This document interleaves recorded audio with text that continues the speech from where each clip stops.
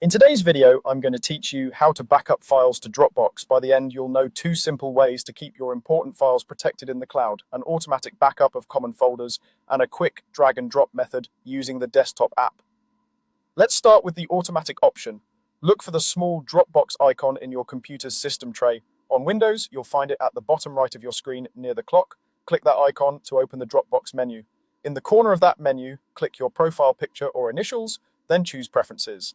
In the window that opens, go to the Backups tab, click Manage Backups. A new window will pop up asking which folders you want to keep safe.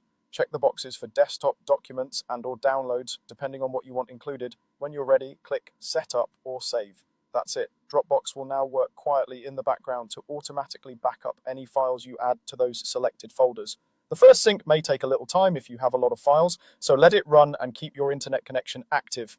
You can return to this same area later to change which folders are backed up if your needs evolve. Now, if you prefer a hands-on approach for specific files or projects, here's the drag and drop method using the desktop app.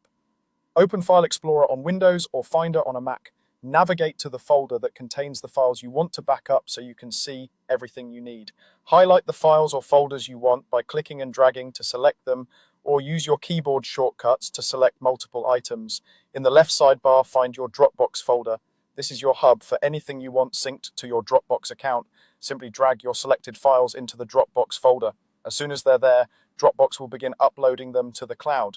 You'll typically see a small syncing icon that changes to a check mark once each item is fully backed up. If you like to keep things organized, you can create subfolders inside your Dropbox folder before dragging your files in, so everything stays neat and easy to find.